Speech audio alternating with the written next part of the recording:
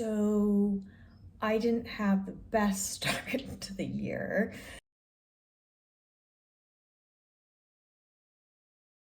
This is my very belated January check-in, just for the whole accountability and goals thing. Um, so did I meet my goals in January? Kinda is the answer to that. Um, First and foremost, utter fail. I did not practice the piano every day. I did not because early in the month there was a loss in my family that kicked off a depression dip, and something had to give very early on in the month of January, and for me, it was practicing the piano. It was not a priority. On the other hand, my consumption goals were fantastic. I didn't buy anything with the exception of a tube of concealer, and that was because my pre-existing tube of concealer smelled like rancid crayons mixed with something fishy. So it had gone off, so I needed to replace it, but a replacement is okay by the standards of my goal setting. I did not, with one exception, order any grocery deliveries in the month of January. There was one day that I slipped up and I had to be at home because we had some workmen coming by and I needed some ingredients for something that I had failed to pick up. So I gave myself an out with that one. The other thing that we did in the world of food to avoid ordering out. Jeff ordered out, I didn't, with again one exception, when I was working late at the office one night, and I can justify that because I can expense it. But the other thing that we did in January is we tried a meal subscription service, which thus far is going really good. They don't pay me any money, so I'm not going to do an endorsement, but this is a bit of an experiment for us, and thus far it's going really well. And what else? Yeah, I think that was my the summary of my January goals. Like I said, January was hard.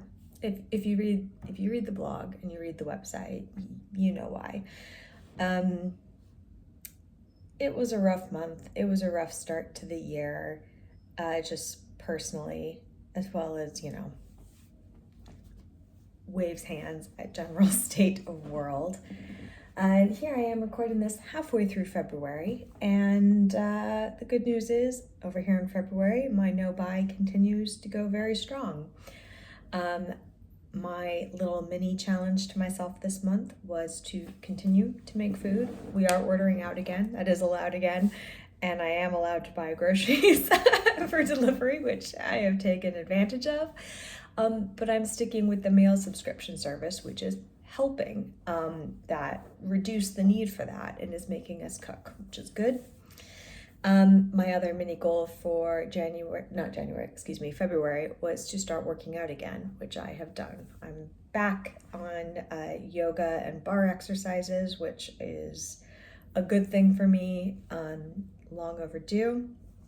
And again, I toyed with the idea of doing it. I'm going to exercise every day, and we're taking a slow and steady approach to a lot of things this year. And we're also being okay with the occasional slip up. We're fighting the all or nothing mentality that I tend to sink into if I'm not careful. And thus far, that's proving a good way to get the year going and to kick it off. The other kind of mini challenge that I've given myself is that I'm trying to one task per day is what I'm thinking of it. We all have things that we put off. It can be small, tiny little tasks. It can be big tasks, but I'm a big procrastinator when I want to be. So my other little mini challenge for February is every day I have to do something that I am tempted to put off. That could be something very small, like, no, I'm gonna unload and reload the dishwasher before I go to bed. But it can also be things like I arranged the pickup of an appliance that we were donating that I could have put off for months because I already had, and got that out of my house. I took a batch of clothing to the charity shop. I got some things mended at the tailor. Folding laundry when I could just be letting it pile up into a big mountain of guilt, or even just like tidying the house before I go to bed. That's been proving a really good way to do small things that keep the horrors at bay, something I think we can all get behind, and has been helping me keep mentally on top of things instead of letting them quite literally build up in my head until I get overwhelmed by them in some kind of stupid way. So that was January. That's what we're doing for February. And this is my accountability post. The one thing that might tempt me to not break, but alter my no buy, and I did give myself this out in my video, was we're starting to think about my little sister's wedding later in the year, and I hope I don't need to buy anything new for it, but I might, depending on the requirements. She and her partner are having two ceremonies. One is the traditional Shinto ceremony, and there are dress requirements associated with that I need to be able to meet in order to participate. And then the other one is, a more Western style party. So either way, it's going to be gorgeous and glorious. But thus far, I'm not biting the bullet. November is a long way away, and I'm not jumping on the bandwagon of buying anything just for the excuse of buying. I have been tempted to indulge in some retail therapy, but I don't know. This might be the subject of the raw vlog later this month if I can get my act together. The vibes are bad economically. We are a month into the new administration, and I don't know, guys.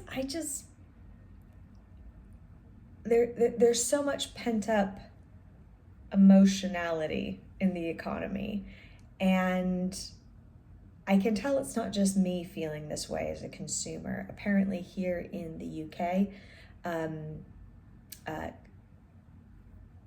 non-essential consumer spending has been down for a while, and that's apparently because a lot of people are afraid of a recession or mistrustful of wider socioeconomic and political circumstances. Something, the price of eggs, something in the States. I don't know, this just feels like a precarious time, and I'm not sure how much of that is vibes based, because let's be blunt, economics is a lot more vibes based than people like to admit. It's more art than science.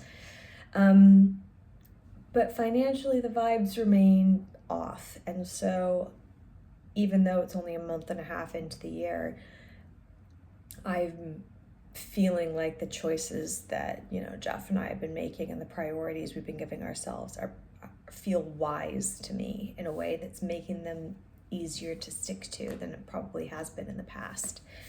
I was able to put a whole extra £1,000 into savings this month, or in January, excuse me, which is the specific savings account that I have set up for our Japan trip, and also eventually a house down payment. So I want to try and see if I can keep that level of prioritized additional savings going for as long as possible. So maybe I'll give myself another mini goal in February to put that additional grand into savings as well, and make sure that my other daily habits are supporting a goal like this. By far, things like savings, the dog is my biggest expense outside of savings month to month, and utility bills. So those are not bad places for my money to be going, and I feel very good about my ability to cope with things like grief and uncertainty in non-consumeristic ways. The other thing to talk about is, how is the year of attention going so far? Well, I'd be lying if I said I wasn't keeping an eye on the news, because there's a lot to keep an eye on. But continue to not be on Twitter. I continue to consume my media intelligently. And actually, what I ended up doing in January was reading an awful lot of books. I mean, not unusual, but I just updated my Goodreads today, and I think I'm closing in on 40 books read already in a month and a half into the year. As always, a good chunk of that is romance and murder mystery, which I can't get through. But I'm also really prioritizing topical nonfiction. Maybe I'll do a video or a post on that. But choosing to focus my attention on things that are informative and genuinely enjoyable, instead of just engagement baity or attention grabbing, was a good choice in January, and one that I'm definitely going to keep up. So 6 weeks in, the year of attention is experiencing some of the slings and arrows of outrageous fortune, but it's been confirmed to me that it was the right goal to set for this year, or the right theme to set. And even though there are backslides, the whole idea of a theme is that you don't have to do all or nothing. You just have to make small choices and changes that keep you aligned with that. And so 6 weeks in, month and a half, feeling pretty good about it. So let me know how you guys are doing with your goals or habits, or what you're reading. Let me know, because I've got a long list of romance novels that I'd be delighted to recommend, as well as some really interesting dives into nonfiction, particularly in the world of like American made and manufacturing, and again, topical. So if that's of interest, let me know, and otherwise, chat soon, kittens.